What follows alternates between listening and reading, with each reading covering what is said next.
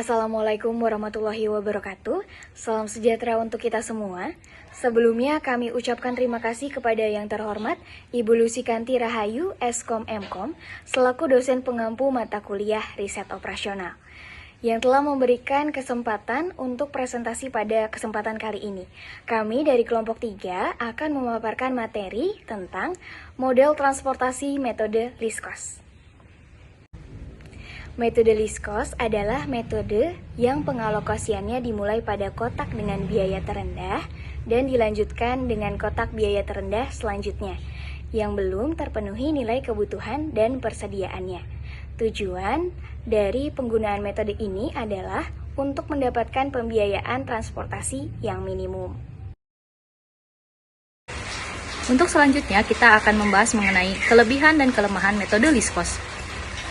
Kelebihan metode least cost diantaranya adalah mencari dan memenuhi biaya yang terkecil dahulu, lebih efisien dibanding metode NWC, lebih mudah dipahami sehingga lebih disukai oleh orang awam. Sedangkan untuk kelemahannya, pada kasus tertentu ada kemungkinan diperolehnya solusi dengan biaya yang ekstra mahal. Pada metode least cost terletak pada penentuan alokasi produk ke dalam sel atau kotak yang memiliki biaya terendah, di mana biaya tersebut mempunyai lebih dari satu sel atau kotak.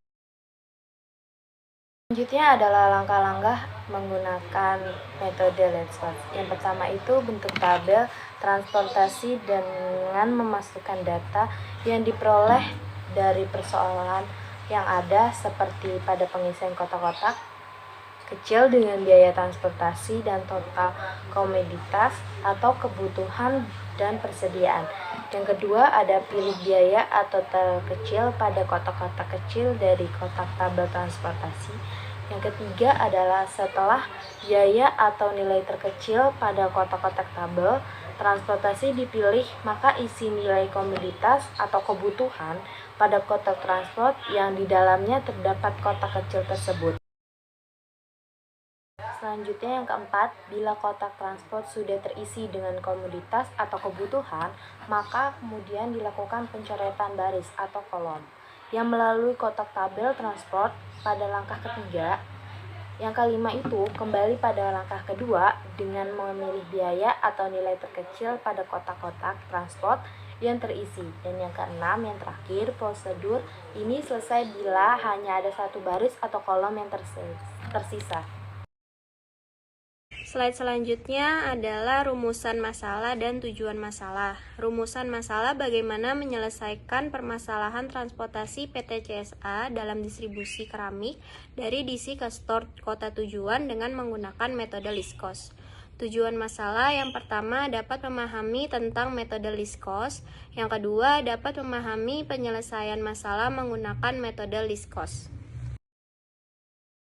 Selanjutnya ada contoh kasus penerapan metode least cost pada PT CSA. PT CSA ini merupakan salah satu perusahaan distributor bahan bangunan terbesar di Indonesia yang bergerak di retail bahan bangunan melalui anak perusahaan yaitu Mitra 10. PT CSA ini akan mendistribusikan produk keramik ke 3 store Mitra 10 yaitu Jakarta, Bekasi, dan Bogor. Keramik akan didistribusikan berasal dari distributor center atau pusat distribusi yang disebut DC, yang disebut juga sebagai gudang sortir atau gudang transit dari beberapa lokasi yaitu DC Cipucang, DC Cikupa, DC Jenggolo. Diketahui kapasitas penawaran distribusi dari Cipucang 750 unit, DC Cikupa 600 unit, dan terakhir DC Jenggolo itu yaitu ada 1150 unit. DC tersebut akan mengirimkan ke 3 store, yaitu masing-masing permintaan Jakarta 1000 unit, Bekasi 800 unit, dan Bogor 550 unit. Kapasitas penawaran distribusi permintaan pada 3 store ini, biaya transportasi per unit sebagai berikut.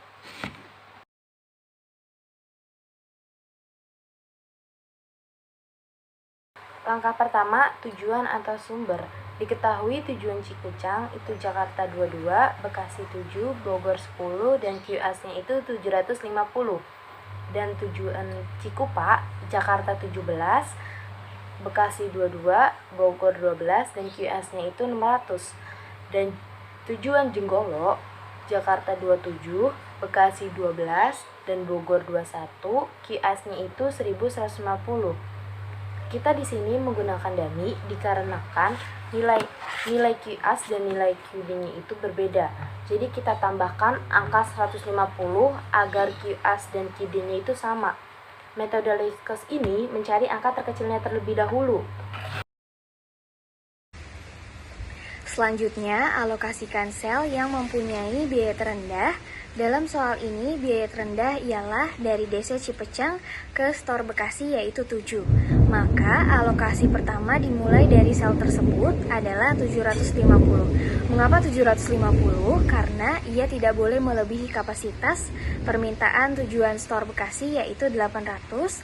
Dan untuk baris DC Cipecang sudah terpenuhi, maka kolom dengan biaya 22 dan 10 kita kosongkan.